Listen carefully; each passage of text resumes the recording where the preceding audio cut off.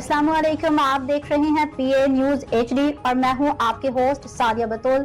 शामिल करते हैं आज की अहम खबरें।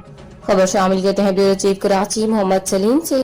सेहत आमा के लिए खतरे की घंटी, सिंध में 79 तिबी मसनूआत गैर मयारी करार। Karachi Sindh drug testing laboratory की ताज़ा रिपोर्ट में मुख्तलिफ अद्वियात और सिरिंजेस के 79 नमूनों की गैर मयारी और जाली करार दे दिया गया, जिसके बाद सेहत आमा से मुतल्लिक़ खदशात में इजाफा हो गया। लेबॉर्ट्री की जानिब से जनवरी से 13 जुलाई तक जमा किए गए नमूनों की जांच के दौरान मजमूई तौर पर 2461 नमूनों का तज्जिया किया गया। रिपोर्ट के मुताबिक इनमें से 79 नमूने मुकर्रर मयार पर पूरा नहीं उतर सकेंगे।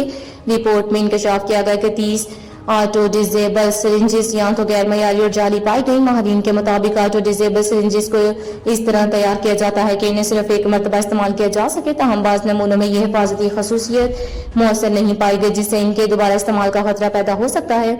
Director drug testing laboratory Sindh doctor Syed Adnan Rizvi के मुताबिक एक ही सिरिंज को मुअत्तद मरीजों पर इस्तेमाल करने से इन्फेक्शन के पिला और इलाज की मौसरियत मुतासर होने का खदशा बढ़ जाता है। इन्होंने कहा कि मयारी auto disable syringes HIV, hepatitis और खून के जरिए मुंतकिल होने वाली दीगर बीमारियों की रोकथाम में अहम किरदार अदा करती हैं। न्यूज स्टूडियो से अब तक के लिए इतना ही। मजीद खबरों और अपडेट्स के लिए देखते रहिए PA न्यूज HD।